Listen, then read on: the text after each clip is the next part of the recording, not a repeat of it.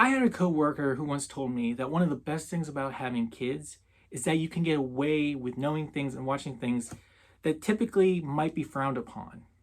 For example, I love Power Rangers. But if I walk up to some random adult out in the world and start talking about Power Rangers, they would look at me like, "Do you have kids?" And I'd be like, "No." And they'd be like, "Then why do you know this? It's a kid show. Why do you know all this stuff?" Whereas with her, if she walked up and started talking about Power Rangers and she had her son with her, people would be like, "Oh, well, you know this stuff because he watches it all the time."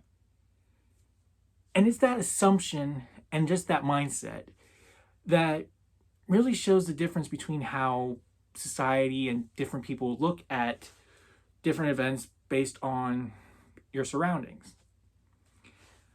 With Boss Baby Family Business, they touch on that a little bit with the whole atmosphere or the school, with just the way the daughter views the dad, the way the dad views the daughter and his baby.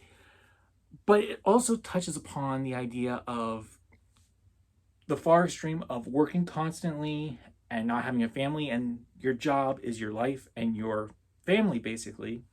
And then having a normal human family and having a childlike wonderment and just imagination. Both these extremes aren't really the ones you should have. But by the end, you learn that you need to be more in the middle. You need to have a good relationship with your family. You need to have a good imagination.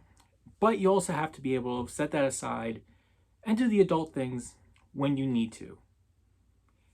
So a perfect blend of the two of these, that's what makes a true, great, fulfilled person. It can be even as simple as going outside and having a snowball fight.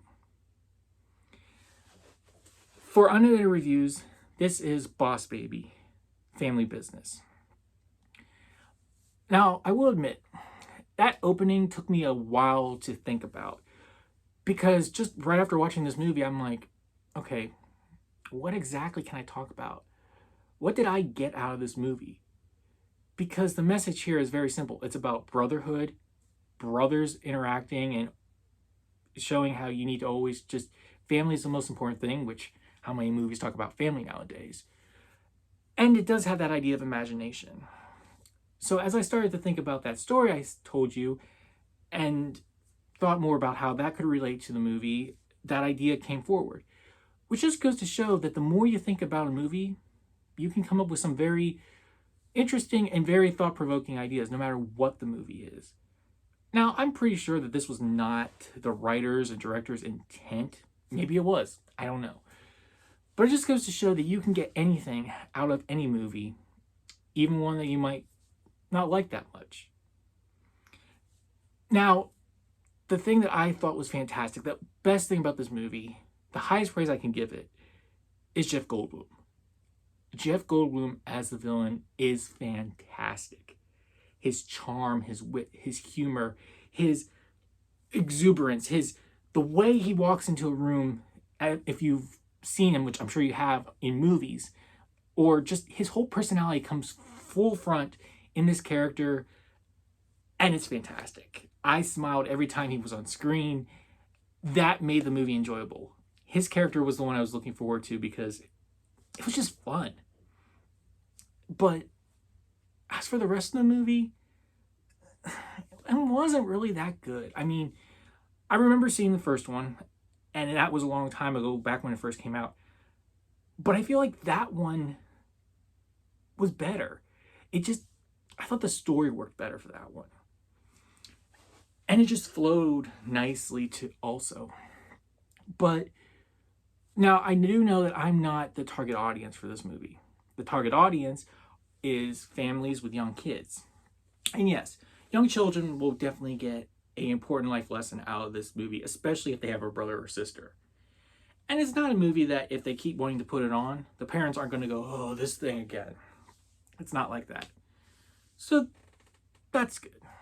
But I just felt like the animation felt like this should have been direct to video, direct to DVD.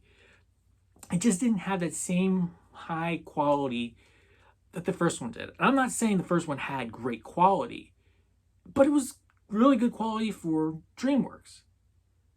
So this one just felt like they cheapened out on it at some point. Though I will say I did like the animation when you start going into the adults, the father's imagination and see what he's thinking. That worked. I like that animation. I like that we finally got the idea of, okay, this is in his imagination, this isn't. But overall, I just felt like the animation just was definitely subpar, in my opinion. The rest of the cast, they were fine. Alec Baldwin was fine being back as the boss baby. I can't remember what his actual name is. And the rest of the cast was fine. But this felt like a movie that was just being made to be made. I felt like you could have taken this story and probably put it in the TV show that is out there. I think it's on Netflix. This didn't really feel like it deserved its own standalone film. Honestly, I would have preferred if the brothers took a backseat and we focused on the sisters in this movie. Because the small part of it that you get with them together, that was entertaining and that was interesting. So I feel like you could have kept it in that same universe, the same family, but changed it from the brothers to this new pair of siblings. And that would have definitely, in my opinion, raised the movie a little bit for me. But the other thing, like I mentioned at the beginning, that I just couldn't really grasp with this movie was really a point. There was a lot of silliness. There was a lot of things clearly done for young kids, like, ooh, baby ninjas, those are cute.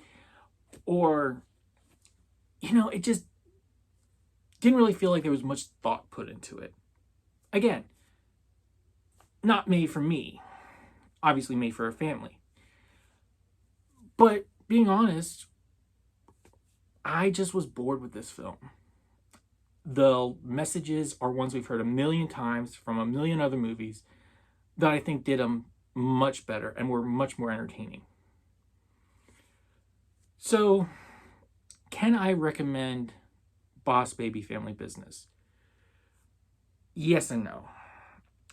If you want a movie for young kids to go and spend some time with and have a family day out of the movie, or a family day sitting and watching it on Peacock, it'll be good for that.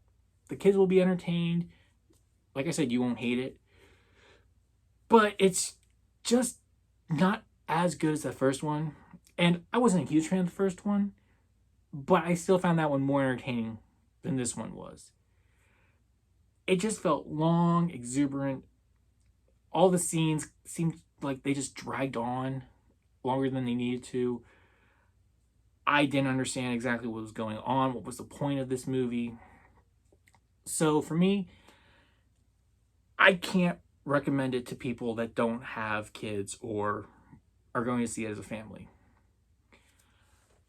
So I'm going to give this movie a ranking of, I'm going to go civilian. Just because I want to acknowledge the fact that this movie was not for me. And it's probably not going to be for a lot of people my age who just want to watch a movie.